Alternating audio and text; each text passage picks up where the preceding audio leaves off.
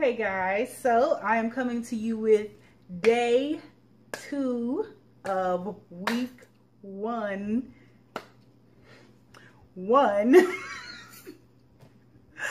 for the regional conventions here in my home city. I had to re-record this video for you because I was going to franken pattern a bunch of different patterns together to get the look that I wanted for this particular fabric.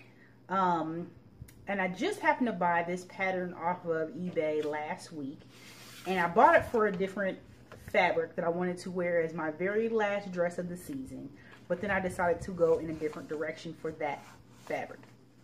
And I was really concerned with the amount of time that it was going to take me to make the dress that I'm going to be wearing for today's video because of how many patterns that I was going to mash together to make the dress. And I went back through my stash one more time, like, please let me find something that I can do different. And I'm like, I really want to do that dress. So, I'm bringing to you the Butterick 4944 pattern. This was released in 2006, so this was before I started to sew. It is a retro reprint from 1952, as you can see here. We have two different views of this dress. We have a more formal gown floor length version of this dress, and as you can see, it looks like a halter here in the front, but I'm going to show you the line art on the back. Your back is not exposed in this dress. And also we have this summer dress length that is right below the knee. It has a very, very full skirt that is not gathered at the waistline. That's what I like to see because I don't like gathered waistline skirts. I like mine to come straight off of the waist into a full skirt. But if you look very closely here at the bodice, we have got some wrapping, draping action going on here, and this is exactly what I wanted for this fabric because I've got a lot of it, and this is the year of destashing. Also, I really am getting into this moulage look where it's lots of like pleats and draping and stuff.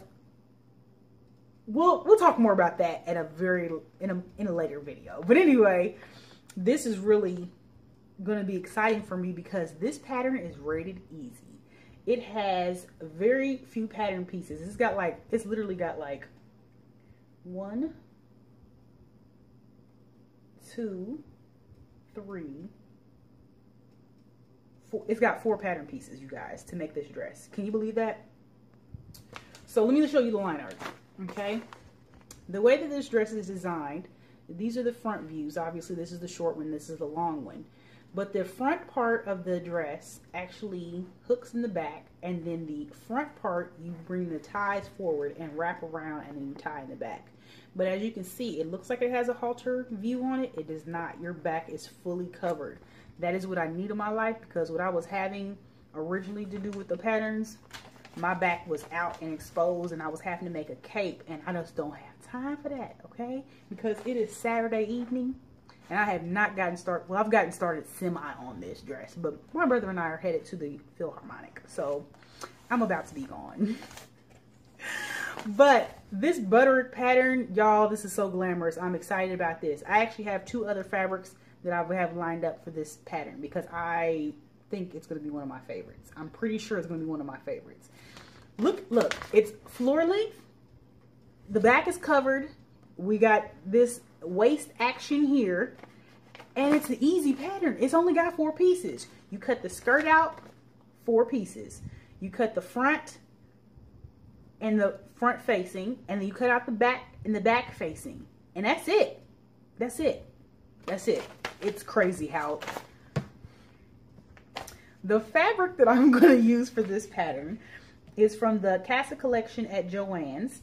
It is a mocha colored mesh material. It has a slight stretch in it. It's not very super stretchy, but it has a slight stretch in it. It is mesh, so you can see through it. I'm going to be using a cotton that is the same color as my skin tone. We're going to call this chestnut because, well, you know, it's not quite cinnamony. I'm cinnamony, like today I'm cinnamony. But this is more like a chestnut color. I picked this up at Walmart on clearance, like $1 a yard, so I bought the whole bolt. I'm going to line it with that. It is going to be a continuation of the outfit that I wore today, the same color theme of neutrals.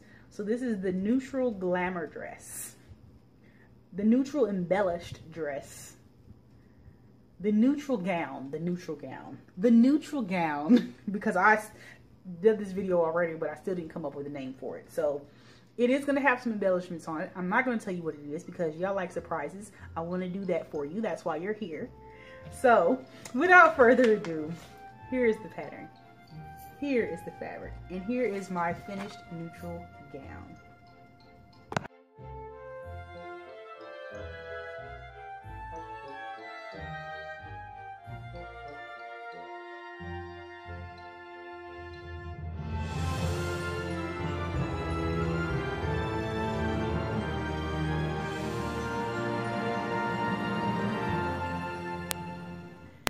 This is my finished dress for the Butterick 4919 pattern, because I definitely said that wrong at the very beginning of the video. So, how do you like it?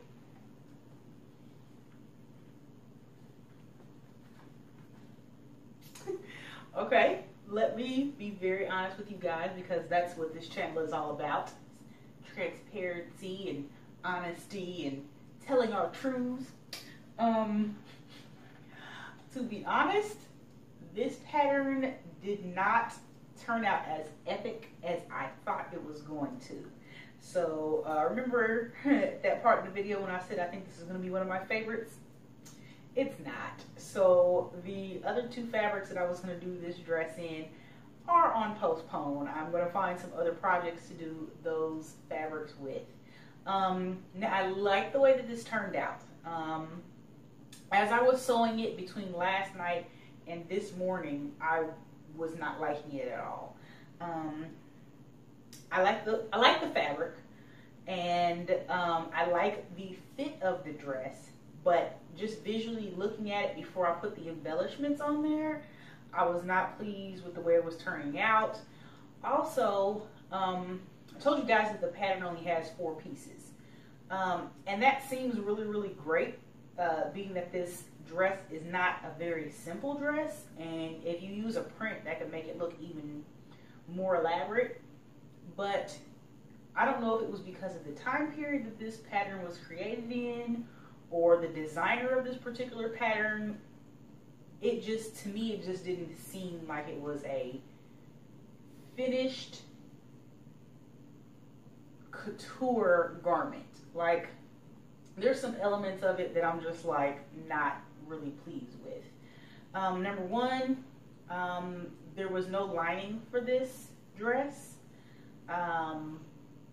They do give you a facing for the front and for the back. Now, one thing I will say that my mistake I made was, because I was tired when I cut this pattern out and when I decided I was going to do it. So that's mistake number one. Mistake number two is I should have used what I would have done the lining. Okay, so what the cotton fabric that is lining this dress, I should have used that as the fabric, and then I should have used it as an underlining for the tulle mesh, because this particular fabric is not really conducive to this pattern being easy. Now, I don't do too many Butterick patterns. There's no particular reason for that, except for usually they just don't have the look that I'm going for. But there's so much on here that is just like unfinished. And I do like to do a lot of dresses with raw edges and unfinished things on there if that's not going to detract from the quality of the product. But in this case it did. So because it didn't call for a lining on this dress, and you guys know I usually line everything anyway, and I should have cut out 3 of each thing instead of just 2. But the skirt was not supposed to be lined. The only thing that was supposed to be faced was the bodice. But the tie-ins of this dress were just supposed to be made into a narrow hem. And if you were going to do this dress in a cotton that's only a one-sided cotton, like it doesn't have a print on both sides, then you would be able to see the wrong side of the fabric, which is usually just blank or white. So I don't care for that at all. Now, I did not make a rolled hem on the tie ends for this dress because it is one of those fabrics that do not unravel. So I left that raw. Also, the hem of the dress is raw because, again, it does not unravel. The dress is fully serged. I think if I would have made any large change in this dress while making it, I probably would not have serged it. I probably would have made it on the sewing machine completely. Even the sides of the skirt, I probably would have done the whole thing on the sewing machine instead of on the serger. The serger I use for efficiency and for finishing. My sewing machine, though, they can't replace each other. They really can't. They're really a complement to each other. But if I have to pick between which machine that I prioritize, it's definitely going to be my sewing machine, because the sewing machine can do everything. It can finish your seams.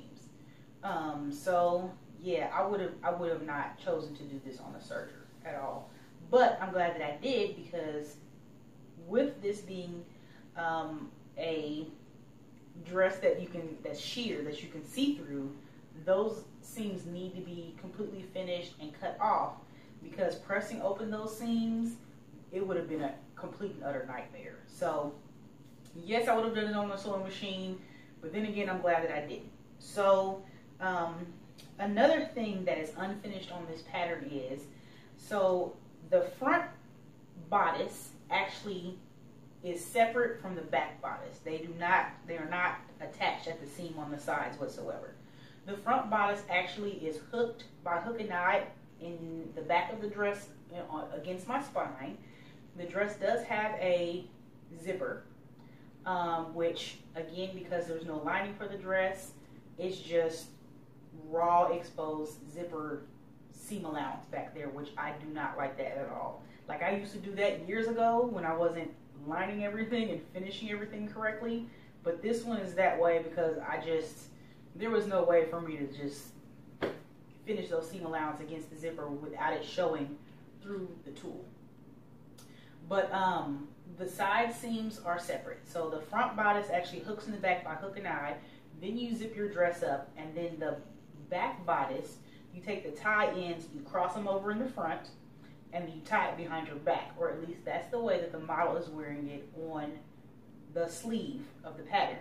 I definitely think that the tie-ins need to be longer, so I have like an extra 4 yards of the tulle fabric. I probably will go in there and extend the length of the tie-ins, because it's not even down on the waistband, which is why I shortened my waistbands anyway, and I wanted to do this dress to cover up that waistband, because sometimes with us short-waisted girls, we tend to look pregnant with baby doll style dresses.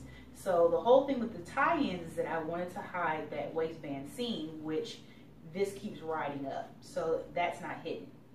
But this side seam here, where the back is pulled to the front with the tie ends, the facing that's underneath, you're supposed to just finish that raw edge, like overcast it on your sewing machine or serge it and just, you know, finish it that way. But you can actually see it here on the side of the dress. I absolutely think that that is a terrible styling construction part to this pattern. This pattern, I think, was poorly designed. I really, really do. I went online to look to see if anybody else had made this pattern, and lots of people have made this pattern, seeing as how it was released 13 years ago. And there was a good like 20 pictures that I found of people who have made this dress, both in the long length and in the T length. But every time I looked at a photo of how somebody else made this dress, I liked the dress less and less and less and less.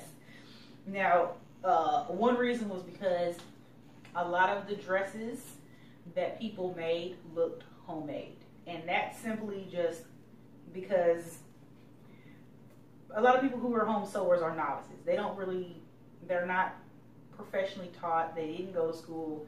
They just maybe picked it up at home ec in high school, or maybe a family member taught them how to sew, And so they're just doing what they know how to do, which is understandable, because I've only gotten to my skill level by just trying something new and spending more time at my craft, but I know everybody doesn't have that time.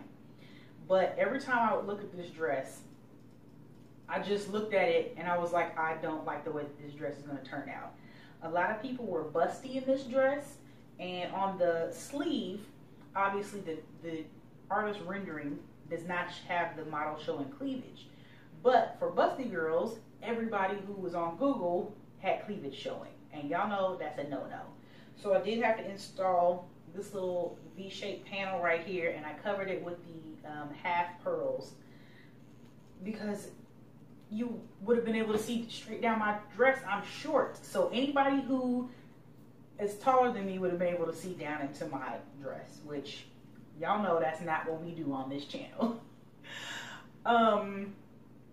Also, for some reason or another, nobody could get this seam like sharp. It was all curved. Now, I know mine was curved because I did it on a serger. If I did it on the sewing machine, I definitely would have been able to get it sharp. But on the serger, it's a little bit different around those curved seams, and I'm still learning how to do different things on the serger. But this dress had a lot of seams to it. The skirt is supposed to be done in 4 panels, so there would have been a center seam in the skirt. I eliminated that. I meant to eliminate the center seam on this dress, on the tulle, but I forgot. I cut it in 2 pieces before realizing I was not cutting it on the fold. The piece underneath, the cotton lining, it's 1 piece, no center seam. I also reduced the gathering up here in the sleeve, and I only reduced it in 1 piece. The lining underneath of it, I went ahead and graded it to the size of the back piece, because I just felt like too much gathering up here, it would have just been too much bulk. So the only part that I gathered was the tulle and not both pieces of the tulle and the lining. And I like the way that it turned out much better. It lays flatter to my shoulders and just gives it a much softer appearance. One thing that I did learn, I tried new, and I'm very pleased. I hate sewing on hook and eyes. I will do everything I possibly can to not have to sew a hook. Well, it's not a hook and eye. It's the it's the little. I wonder what that's called. I'll put it right here. But it's like a hand and then like a bar, and it goes over the bar like that and holds it together. You had to sew 2 of those on the dress. I sewed mine on my sewing machine. I did not want to do any hand sewing to this dress at all, and I didn't. So I'm glad to know that I can sew that thing on with my sewing machine using my button function on my sewing machine, and it works just fine. Actually, I used the hand wheel, and I turned the hand wheel, and it sewed how it was supposed to be in the zigzag fashion. I learned how to take the ends of a serger thread and thread it back up through the seam so that you do not have to snag it or lose your seam so that it won't fall out. And I did a lot of that on this dress. And as you can see, I took and glued with fabric glue on all these little half pearl pieces. There is a beetle crawling on my dress. Rude. I have had the dress on for a long time today. But I took these little half pearls that I bought at Michael's and glued them on with fabric glue. And I glued them on this morning. Let me show you the picture of what the dress looked like. So this is a photo of the dress bodice sitting in the center of the skirt, and underneath of the skirt are pieces of wrapping paper from TJ Maxx from all of my purchases there that needed to be wrapped. And that is what is under the glue, so to prevent the glue from getting on my floor.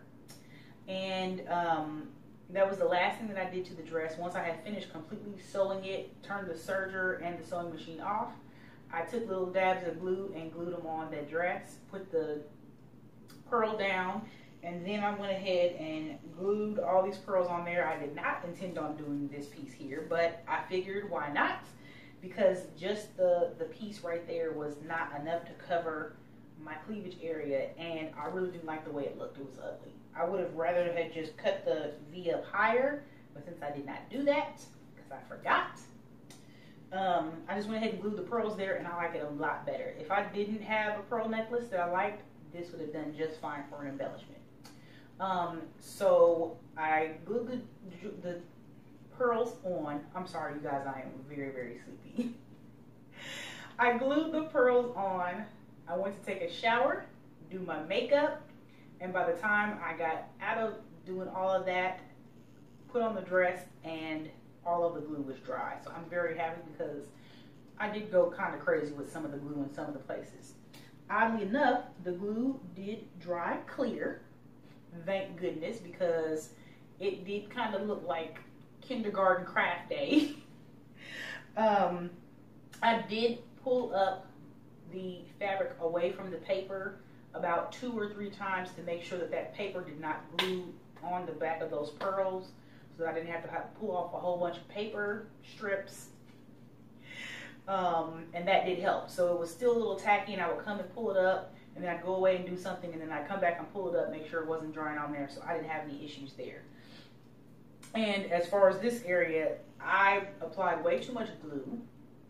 So I actually took my bonnet hair dryer and sat it in the middle of the dress and let that dry for an hour while I was doing my makeup. So it was completely dry by the time I put the by the time I put the dress on. Yeah, so I'm pretty pleased with the way that it turned out, despite the fact that I really don't like the way that this pattern is designed. I definitely think that Butterick should have gone back in and revamped it a little bit so that it's a little bit more finished, a little bit more polished. Yeah, I feel like they fell short on this one. I would make this dress again. It calls for an extremely large amount of fabric. You can do the shorter version in 45-inch fabric, and I think it's like 4 yards. But if you want to do the floor length version, it does call for 60-inch fabric, and it's 6 yards. That is a lot of fabric, and it is a lot to cut out. It was even difficult for me to cut the skirt part out on my 2 rotary mats, because I bought 2 of them because I know that I like long stuff, and it usually takes 2 rotary mats to cut part of a skirt or sometimes part of a coat. But there was a lot of pinning the pattern to the fabric and like shifting it gently and then cutting it and shifting it gently. Now, if it was a stable woven, I probably wouldn't have had as much problem because I would have got down there with my pinking shears and cut it. But because I knew that I was going to wear the edge raw, I needed it to be precise and clean, so that we didn't have any snaggies or anything like that at the end of it. But I really like the way that it turned out. I did not like it until I put it on. And I had tried it on before I did the embellishments, and I was in the mirror and I was like, this is ugly. I hate this. And I think it's mostly because I was expecting more action here in the waistband area. That is what drew me to this dress, aside from the fact that it looks like a halter, but it's not. But I really wanted that draped, ruched look in the waistband, that kind of cinching and pulling things in, and I just don't feel like I got it. Maybe with a different fabric I probably would, but I wouldn't, again, use another fabric that's gentle, delicate like this. And one of the fabrics that I had planned to do it in again is a chiffon, so I'm not going to do that. And I think a chiffon would be beautiful hanging to the floor with this, but this bodice is just, I'm not pleased. I am not pleased with the way that this bodice is constructed at all. So, as far as a rating for this pattern, I would suggest that beginners stay away from this one. Just because it calls for a lot of cutting and a lot of finishing that you probably are not familiar with or don't know what to do. I think the only thing that I would probably do to fix this side seam not being finished from the back of the bodice is I would probably go in with a piece of bias tape and finish it that way, as opposed to just overcasting it or folding it twice to do a narrow hem. I would definitely probably use bias tape. Advanced sewers, you'll probably be okay making this one. I think it will probably be a good silhouette for anybody, any body shape. Although I would say if you've got a lot of back fat, because this one is fitted in the bodice, I would suggest you stay away from this one. Like, I've slimmed down a little bit because I've been eating a lot of soup this past summertime. So I've slimmed down and the bra fat is to a minimum. But yeah, if you've got a lot of juice in the back, I would probably stay away from this one. But yeah, this one will probably go in the vault. I probably won't do this one for a very long time. But if you're interested in doing this pattern and you are not swayed by my review here, go for it. I think that this dress would look great with a petticoat under it to give it more body. I think that the T-length would do no justice in a fabric like this. It wouldn't do any justice. You would need to put a petticoat underneath of it to give it more shape and fullness to it. But then again, I don't have any hips, so that could also be part of the issue too. I am glad that you are here for the 2019 Regional Convention Series, and this is to complete week 1 of the convention series. So I hope you enjoyed. I hope you learned something. I learned something, and I will talk to you guys next week with week 2's outfits. I will see you guys later, and remember, love never fails.